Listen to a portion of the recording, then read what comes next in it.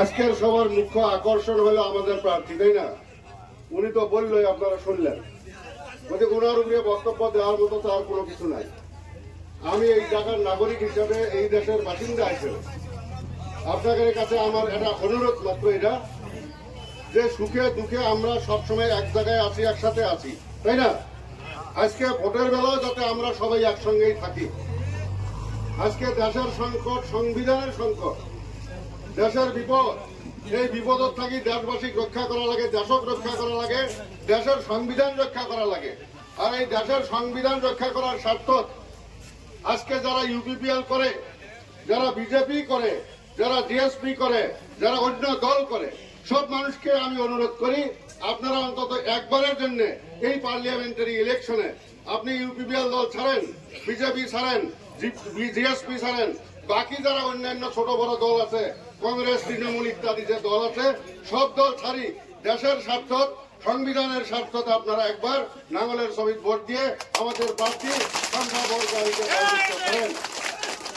এই বর্তমান বিটিআর এর চিফ প্রমোদ বড় সাহেব এক সময় বলছিল যে আমরা বিটিসি, আচ্ছা সুইজারল্যান্ডে মানুষ উচ্ছেদ হয় নাকি?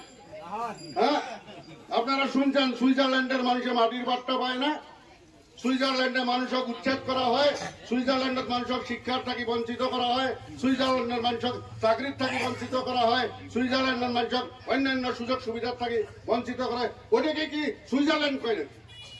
এই রাস্তা দিয়ে আপ ডাউন করা যায়?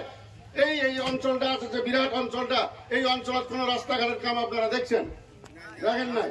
আমাকে রাস্তাগুলোর অবস্থা দেওয়া তো কি অবস্থা, এই অবস্থা দিয়ে এটা কি সুইজারল্যান্ড হলে নাকি? প্রমাণ করেন। কইলে একটা গোলাপ ফুলের মতো বানাবো কোকরাঝার, হ্যাঁ, মানে গোলাপ ফুলের মতো বানাবো কোকরাঝার, সুইজারল্যান্ড বানাবো কোকরাঝার, মানে বিশ্ব সুন্দর বানাবো কোকরাঝার। সেই কোকরাঝারের অবস্থা, আর এই কোকরাঝার দেখলে আর বমি আসে।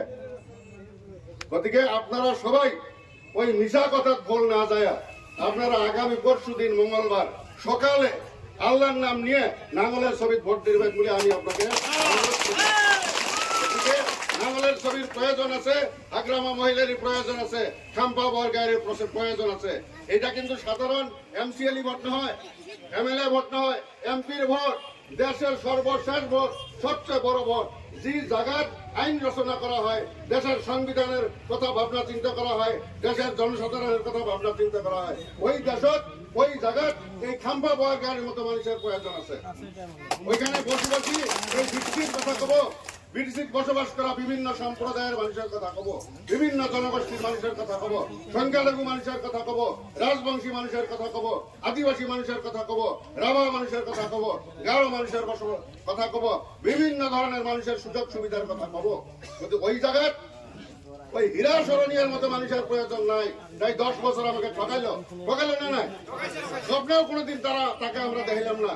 মানুষ অন্ধ হয়ে, মানুষ আবেগিক ভাবে তাকে ভোট দিছিল। আসলে ভোটটা আবেগের জিনিস নয়, এটা যুক্তিসঙ্গত ভাবে যুক্তি দিয়ে মানুষের ভোট নেওয়া লাগে বা ভোটটা দেওয়া লাগে।